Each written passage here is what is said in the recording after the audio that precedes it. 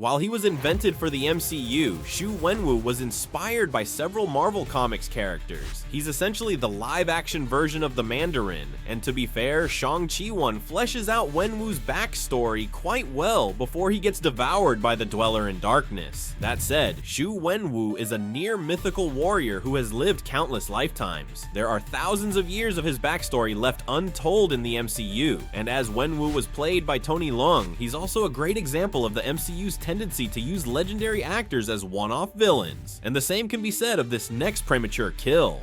For starters, the so-called Gorr the God Butcher personally kills just 2 gods in Love and Thunder before he himself dies, and that only just scratches the surface of his wasted potential. In the God Butcher arc of the Thor God of Thunder comics, Gorr enslaves gods to create the Godbomb, a weapon designed to eradicate divines across space and time. There's also the fact that Love and Thunder marks Christian Bale's return to superhero films after a decade, only for him to play a one-off villain who could have been the next MCU B-bag. But what about the heroes that died too early?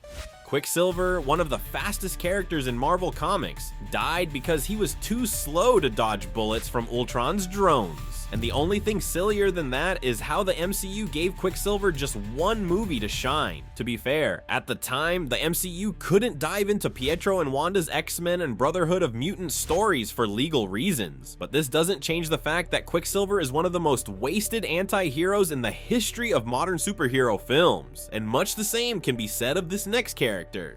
It was beautiful seeing Killmonger marveling at Wakanda's sunset in his last moments. But the truth is that Wakanda's doctors could have very easily revived him to be jailed for his crimes. And this could have given the MCU a recurring villain who would have challenged the morality of the status quo from behind bars. Killmonger provided the radical perspectives that the MCU's frankly vanilla storytelling desperately needs. Keeping him alive could have paved the way for tackling aspects of Marvel Comics not typically seen in mainstream live-action films, not unlike this next wasted character.